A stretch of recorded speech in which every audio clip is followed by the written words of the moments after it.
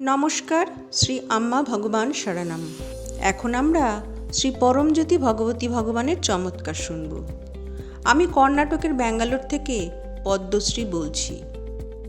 আমি সন্তান লাভের আশীর্বাদ কামনা করে শ্রী পরমজ্যোতি ভগবতী ভগবানের কাছে প্রার্থনা করেছিলাম। যখন ডাক্তার দেখাতে গিয়েছিলাম, ডাক্তার পরীক্ষা নিরীক্ষা করে জানান আমার অনেক জটিলতা আছে। একমাত্র ঈশ্বরের অনুগ্রহ থাকলে তবেই আমি মা হতে পারব। আমি শ্রী পরমজ্যোতি ভগবতী ভগবানের প্রতি সম্পূর্ণ বিশ্বাস ও আস্থা রেখে প্রার্থনা চালিয়ে যেতে থাকলাম। সেই সময় সহস্রনাম যজ্ঞের নির্ধারিত আয়োজন করা হচ্ছিল। আমি যজ্ঞের জন্য নাম নথিভুক্ত করাই এবং সন্তান ধারণের জন্য আন্তরিক সংকল্প গ্রহণ করি। সহস্রনাম যজ্ঞে যোগ দেওয়ার এক সপ্তাহ আগে আমি আরেকটি ডাক্তারি পরীক্ষা করাতে যাই। সেই পরীক্ষার সময় ডাক্তার আমাকে জানান যে আমার গর্ভধারণ হয়েছে, কিন্তু শিশুর হৃদস্পন্দন শনাক্ত না হওয়া পর্যন্ত গর্ভাবস্থা নিশ্চিত করা যাবে না। এই সংবাদে আমিও আমার স্বামী আনন্দিত বোধ করলেও যথেষ্ট উদ্বেগেও পূর্ণ ছিলাম।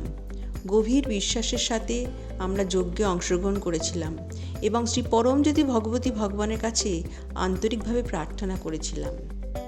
আমার প্রার্থনায় আমি আম্মা ভগবানকে জানিয়েছিলাম যে আমি যমজ সন্তানের আশীর্বাদ পেতে চাই এবং তাদের দিব্য কৃপা প্রার্থনা করেছিলাম।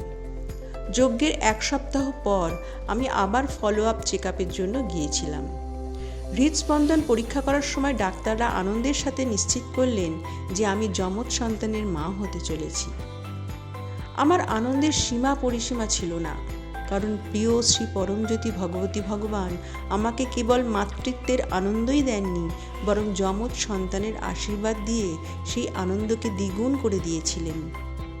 গর্ভাবস্থাকালীন পুরো সময়টা আমার সুন্দরভাবে কেটেছিল এবং তাদের দিব্য কৃপায় আমি সুস্থ যমজ কন্যা সন্তানের জন্ম দিয়েছিলাম।